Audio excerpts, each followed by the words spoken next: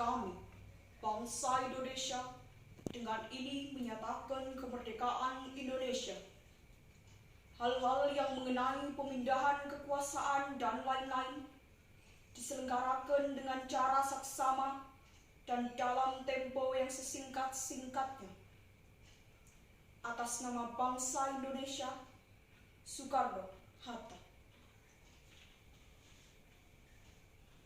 Tokoh penting yang tadi baru saja membacakan teks proklamasi adalah Insinyur Soekarno, Presiden pertama Republik Indonesia dan orator ulung bangsa, yang lahir di kota pahlawan kecintaan kita bersama, Surabaya. Eits, sebelum masuk ke kisahnya, izinkan saya untuk memperkenalkan diri. Nama saya Nabila Kusuma Bilkis dari SMP Negeri 32 Surabaya. Mari kita simak kisah ini bersama-sama.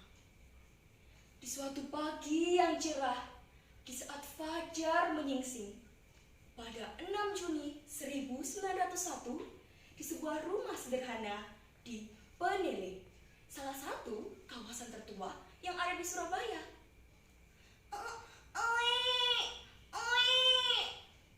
Rupanya lahirlah seorang anak laki-laki yang kelak akan menjadi pemimpin bangsa ini, pemantik semangat rakyat, pembawa terang di tengah kegelapan, Soekarno. Tak lelo lelo lelo letong, anakku Karno sing mulya. Elengan yo pesane ibu. Ibu dongakake kowe sesuk iso dadi wong mulya. Ojo kelalen yen kowe iku putra sang fajar. Soekarno kecil bersekolah dasar di Surabaya, lalu dilanjutkan ke HBS serta THS.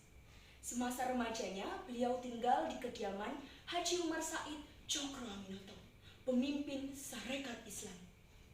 Beliau pun akhirnya membuat partai politik pertamanya, yakni Partai Nasional Indonesia, pada tanggal 4 Juli 1927.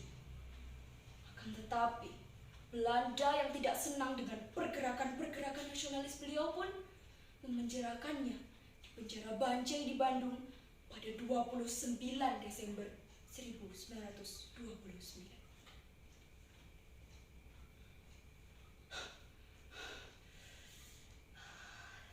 Tidak. Aku tidak bisa hanya berdiam diri di penjara gelap ini. Pledoi harus tetap dibuat demi negeri. Beliau pun akhirnya masuk di hari persidangan. Beliau mengemukakan pidato pembelaannya yang fenomenal, yang berjudul Indonesia Menggugat. Suatu negara dapat berdiri tanpa tank dan meriam. Akan tetapi, suatu bangsa tidak mungkin bertahan tanpa kepercayaan. Ya, kepercayaan. Itulah senjata rahasia kami. Beliau pun akhirnya dibebaskan. Akan tetapi, beliau harus kembali ditangkap oleh pemerintah Belanda dan diasingkan ke ND Flores. Kalian tidak akan bisa mematahkan semangatku, karena sejatinya nasib suatu bangsa ada di tangan bangsa itu sendiri. Terbukti bahwa perjuangannya tidaklah sia-sia, karena pada tanggal 17 Agustus 1945 beliau membacakan teks proklamasi, dan hal ini menjadi momen penting pendeklarasian kemerdekaan Indonesia. Kita sebagai arek-arek Surabaya patut berbangga teman-teman, karena Bung Karno merupakan arek Surabaya juga. Oleh karena itu, kita sebagai kaum muda harus memiliki semangat juang yang tinggi dalam mengharumkan nama Surabaya dan mempertahankan Indonesia. Bilkis tutup kisah ini, mohon maaf apabila ada salah patah kata. Wassalamualaikum warahmatullahi wabarakatuh.